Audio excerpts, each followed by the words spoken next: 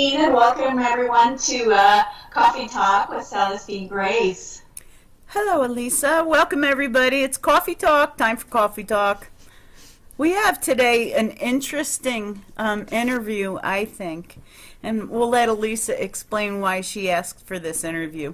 So I've heard many different stories about the Bible and all the different um, changes, ever since I was little when I grew up Catholic. And it was interesting to me that I had read several stories that did not match with each other, yet they were in the same book. And I thought that was kind of weird. So I always felt that the history of the Bible is something that's a huge unknown, and I finally want to get to find out, how the heck did it get started? How was it changed? Who changed it? And all these questions that I've always had. So that's where it kind of came about. And as we know, everything has a conscience, everything has an energy, and I figured we could definitely talk to it. So, Celestine, I thought it was really interesting that what you were telling me and how they were telling you how we should talk to them. So you want to explain that a little bit? Well, yeah, because everybody's going to say, okay, well, how do you interview a book, the Bible? Well, first, let's talk about the term a book. When you understand the energy that is created and put into that book, how much love was given and is still today being given to that book, that creates energy. It's a collective. Think of it this way. This is, for the last 2 days, how they asked me to explain this. We all know that thoughts are energy, and our thoughts lead to words, and words are energy. And there's a lot of words in the Bible, a whole collection of thoughts and energies. Not only is that an energy all by itself, but it's also fed while people read and discuss and, give credence to everything in there. So it's a whole collective, the same way that Abraham Hicks would be a collective. And that's how we're going to interview the Bible today. And as a collective, they're telling me that there's really no separation between King James and the Catholic Bible, etc., etc. Oh, good. That answers. That's what's going to be one of my questions. I kind of figured I had to pick one or the other, but no, I'm glad that it represents the entire collective. That's wonderful. So, so the first question I always wondered about was, how did you originate? Where did the original idea of creating you come from?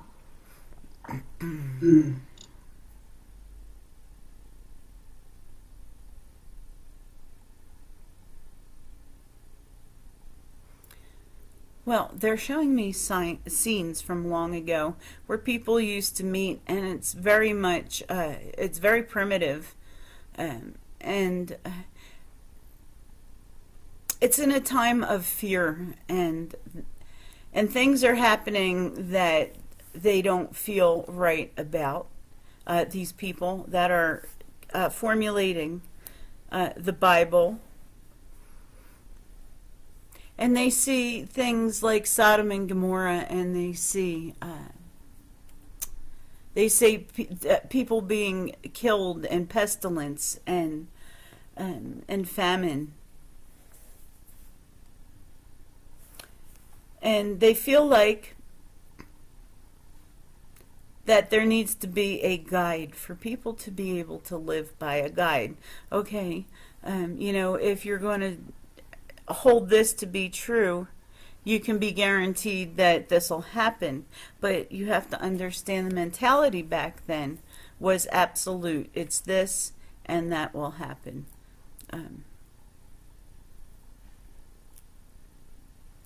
So they had these meetings, and they created these guides, and they kept tablets, and they were passed down. It wasn't written At the time that all these stories were happening, these stories were written year after year after year, and eventually it came to be that there were great covens,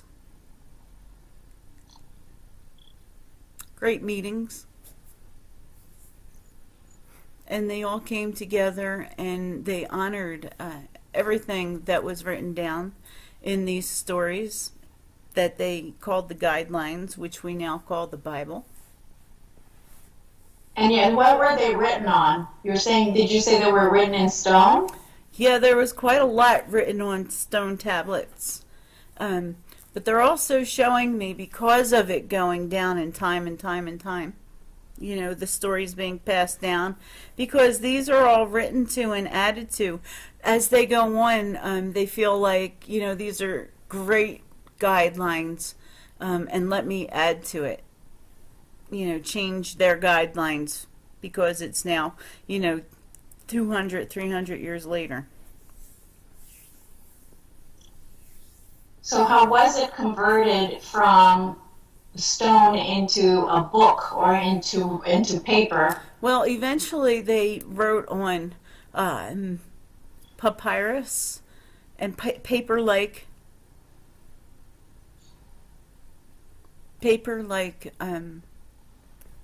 materials. The tablets were destroyed after they found these paper-like materials, the papyrus and everything. Oh, wow. Why did they destroy them? Because they felt they were antiquated. Oh, wow. They felt not only the information, but the mode of the vehicle of getting that message out was antiquated. That there was no way they're going to drag around these heavy tablets all the time when they could just transcribe them to something very much later and made much easier to move, to carry around. So were these religious people who put it into paper, or was it just regular townspeople?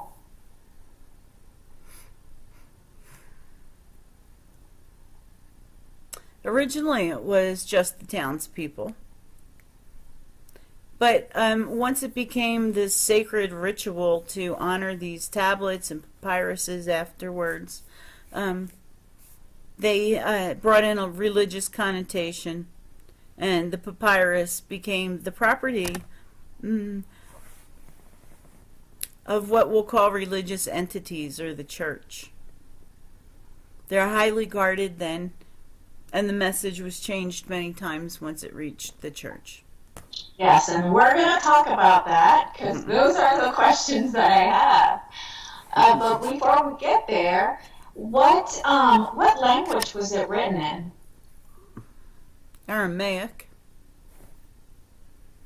Okay. All right. So how did the different books come together? You know how there's in the Old Testament and the New Testaments, there's different books or chapters, or how did they decide to put, oh, okay, we're going to put Leviticus with whatever here, and then these others, how did that come about? You mean the chronological order that now represents the Bible as Book 1, and all works that are from, Matthew, Mark, Luke, and John, and Psalms? Do you mean in that particular order? Who designed that? Is that what you mean? No, which ones to include in the Bible and which ones not to include? Well, so once, many versions, because of the papyrus, made it easier for the word to be spread, and it was spread around between everybody. Once they had them and their religious leaders read, they felt like they could add, for their particular agenda, for their particular break off. They didn't agree with everything. And that's how this all started, but they did agree with the basic principles that they had gotten on the papyrus, on all this. And they held them sacred, but they added to them, and they made their own rules as they saw them. Right. Okay. So I thought that was the case. Um, who wrote? Who was it that wrote the Old Testament? So I know it wasn't the same person who wrote each chapter, so or each book. So who wrote it? I mean, who thought of it and then who wrote it? Because I believe the person who had this story was not the person who wrote it. So I feel like there's some telephone playing happening where this person told this person the story, and then this person told that person the story, and in that exchange, a lot was lost. Oh, very much so. In every particular case and point in the Bible. Absolutely, positively, because at first they were just stories told between people before they wrote them down. They wrote them down. And then when they wrote them down, the stories got changed. And then when they moved them to the papyrus, then the stories got changed. So yes, there's a lot of information that was changed and shaped to whatever dogma that they held dear for their religion. Is this information that we hold absolute? It was never meant to be. It was never intended to be absolute. However, it has been taken and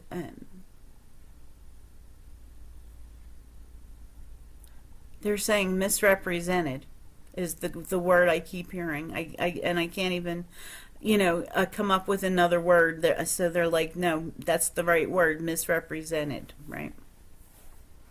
Yeah, absolutely. Absolutely.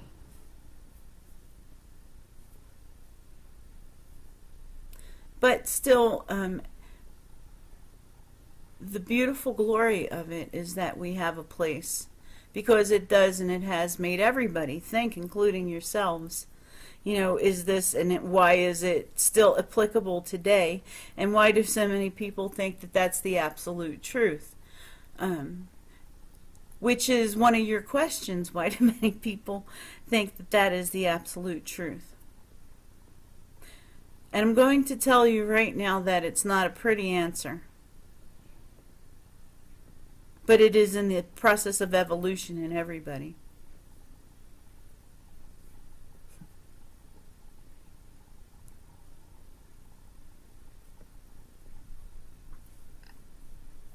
The truth is different for everybody, and what you get out of the Bible for many people is what they think is an absolute how to live, and then they become these sheep that think that there is no other way. That if you move away from what is believed to be the tenets that were put in place so long ago, that you're going to hell. That is not what this, and not what these thoughts, not we as a collective, that was not the purpose. Right. Exactly. And then the reason why I felt I needed to have this conversation, because that's the way I felt. I always felt that those are nice stories, but to take them literal was just not the real reason behind it. And again, coming from the idea of knowing that these were stories that were passed on from person to person to person.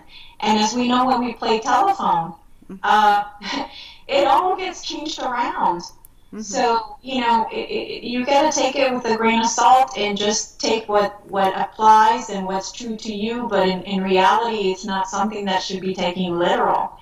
And that was why I felt so strongly about this interview. And but I also was interested to know, as you mentioned before, the information was changed. Now, I thought originally that the information was changed by the Romans and the clergy of the Romans. But is it possible that it was changed by other people as well? Or was it mostly the Romans to control and cause fear? It has been changed many times to control and cause fear.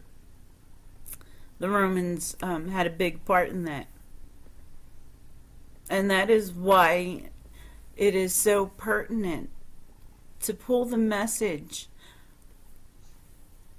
the basic intuitive message from the Bible and not word from word. Take the principle out of the words that are here, the basic principles, the ideas of what it stood for, but not so much that you don't use your own free will and your own thoughts to apply it to your daily life. Life is very much different today than it was when all these stories were not only happening, but passed down. They're bound to change many, many, many times and be manipulated to whomever's rewriting the story. Is it history? Some part of it, yes. A lot of it, no. But the principles of the stories are there, and that's what it was built for, not an absolute. Free will should never be intervened. If you're doing that to yourself by thinking that the Bible or any other book is the only way to peace in heaven, your lesson still needs to be understood and learned. Makes sense. So, who and how were the testaments chosen to be in the book? And since it looks like there have been some findings of the discarded items, of some items that were discarded that did not make it into the Bible. Mm-hmm. So the question is, who decided to discard what was shaved off? Yeah, and and how was that decision made?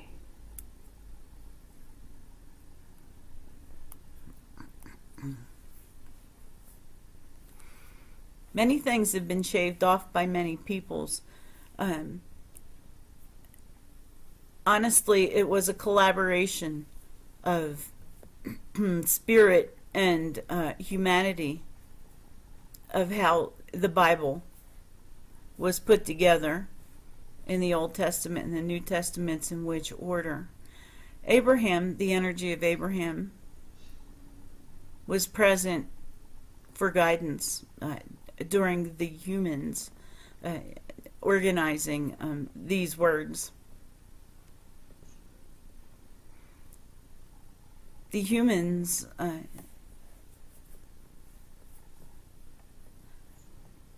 in all cases decided which to toss, as you put this, which to shave off, that which served them the best. And it's not just back then, it's been many times over. And that's what happened with the different forms of what we represent. It was told differently by different people according to their agenda, many times to manipulate people to think their way, to gain money or power. Was it ever just the Old Testament, and then somebody decided to add the New Testament, or from the beginning it was the Old and the New together? It was the Old and the New together because it was felt by everyone involved that we could not tell just part of the story. And by telling only book one, would be just part of what the message would be and would cause chaos. Well, yeah, that's why I'm asking, because I feel that one book doesn't relate to the other, because one book says to fear God, and then the other book says God is all love. So that's why I thought it started with just one book, and then the second book was added. They're saying that the book was, the book came together, the first at first, and then the second was added, yes, of course, but the entire book came out together. One book did not come out before the other. Okay. Okay. And they're speaking about how fearful everything was back when the original book one was, the words were put together, is what they said, and that came from a place of fear, so fear God, and it was also the biggest manipulative tool that they had to control the people. So if you fear of God, you control the masses, and the masses will do whatever you want, give you their money and their adoration and adulation, because they believe that you have some higher connection to God than they do, and that's never the case. But that was one of the manipulations, yes. Okay, I thought so. Is there information within the books that contradicts itself?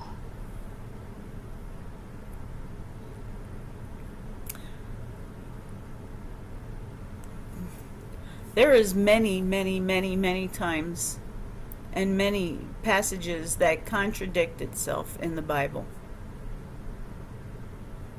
And that contradiction will be different for everybody's own assessment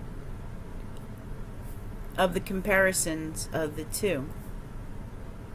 Some people will see very many contradictions, and others who want to believe the validity of the words will look for a way to invalidate the contradictions. And that's okay. It's still a thought. It's still a process. Everybody comes to a different place at a different time. The Bible has then, we have then served our purpose by making them think, no matter what their end result is. Okay. If you were to give a percentage of accuracy in the information contained, what would that be?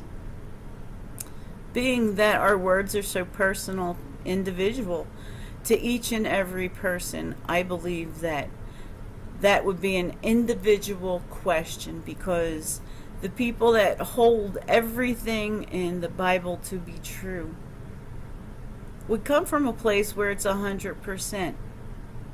If you're asking for the accuracy in each and every story, to the very word, to the very date, to the very situation, I would have to say 0, because the Bible is not, we are not, based on exact time frames. These are thoughts, ideas, words, and guidelines that were passed from one to another, to another, to another. It's impossible for humans to be accurate when that happens. Okay. So, yeah, I was kind of talking about compared to factual stories, right? Like the story of the Ark, Noah's Ark, or the story, of, gosh, nothing's coming to mind, but any of the stories that were said or written or explained. Well, yes, no, they all took place, and they all are true.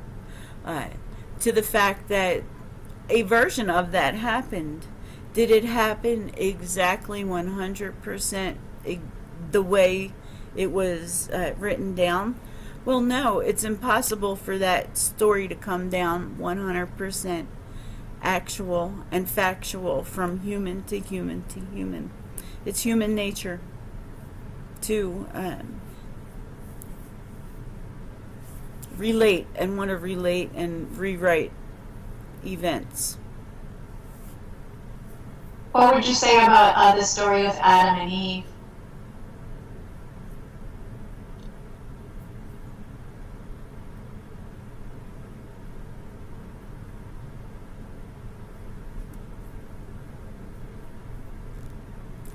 So again, the story of Adam and Eve is basically a guide, and it was fear-based and to scare people into not doing what the Bible said. Again, here, fear-based so that we can control your mind and your ways. And back then, people lived to very old ages, and if they had many, many, many children, they would populate, and we could control their minds, and we could control what they did to see things our way and create a whole population. If you're asking if the serpent was an accurate representation and did that happen, no. Absolutely not. This was an energy and a thought between the two of them to go against what their intuition told them. But they were real then. You're saying that Adam and Eve were real. Adam and Eve were real. Okay. Okay. Noah was real. Jesus was real. Okay.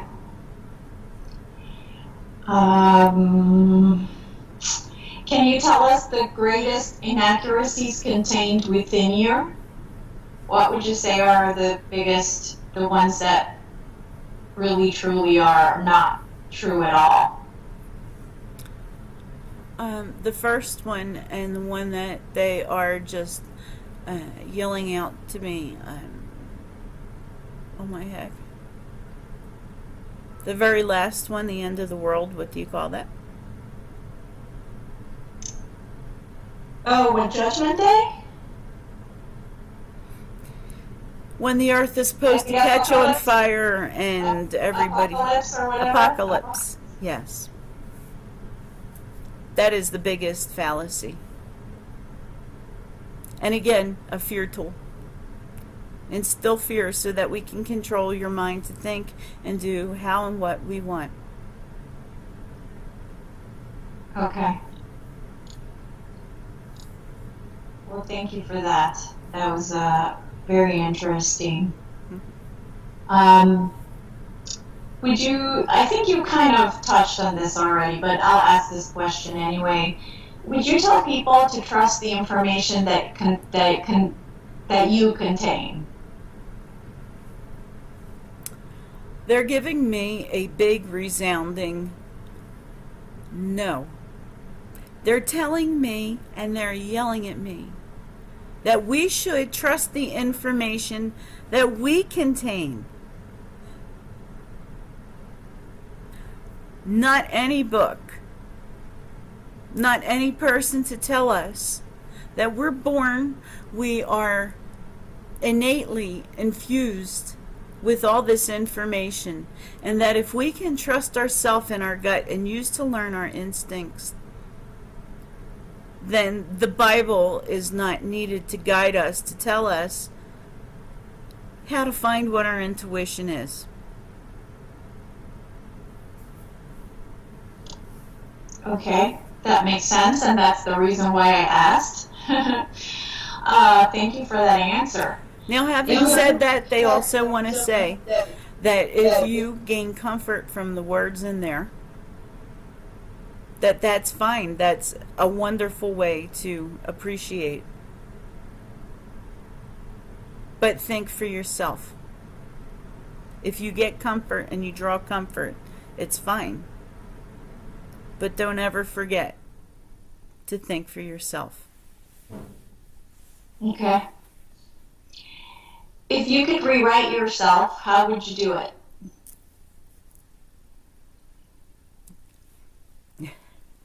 Well, I get a resounding round of laughter because it says we are being constantly rewritten every day. Touche. Yes, that's true. We are being constantly rewritten every day, and the fact that time is not linear and everything that you believe and perceive to be true in this incarnation is truly an illusion, and everything happening at the same time, we can still change that. This is all just a human concept that was uh, stuck in time to help. Stuck in time being and time not being linear, meaning that the humans are stuck in this concept. But we rewrite and rewrite every day. Wow.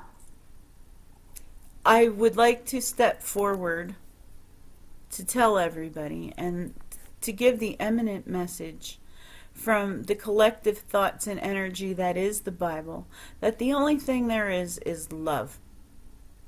If you are pulling love, and everything is love-based that you get from our words and our thoughts and our energies, and you're doing it right. If you're being told that for any religion that there should be anger and hate, that is not our collective energy. Our collective energy is about love. The biggest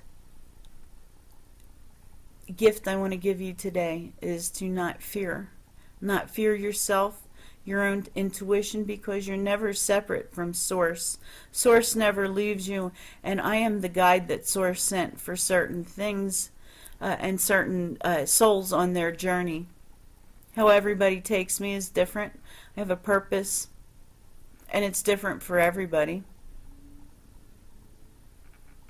But Source does not ever want you to ever forget that all there is love. Absolutely. Beautifully said. And with that, the last question I had was, what is your favorite part of the book?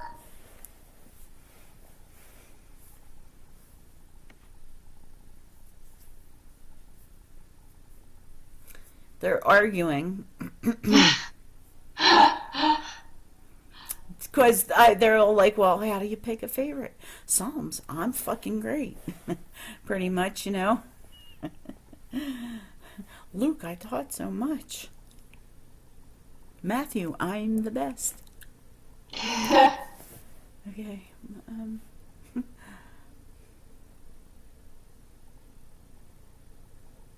Okay, thank you very much for organizing that. Creation. Creation is our favorite. For without it, nothing would be here. Absolutely. Absolutely. Well, thank you so much for your time. It's been really enlightening. It's been just super interesting to talk to you, and we are so very thankful. Oh, you're quite welcome, and they're all very pleased to have been remembered as a collective and interviewed. And they want to thank you. And I'm just mentally saying thank you, and they said thank you, and you're welcome, and they're very formal now, and they're just saying their goodbyes. And I want to thank everybody for watching Coffee Talk tonight. This was so interesting. I'm pretty thrilled to have been able to channel the Bible as a collective. Thank you, Elisa. Thank you, Celestine. Have a great evening. You as well, and we'll see you again for the next episode of Coffee Talk. Bye.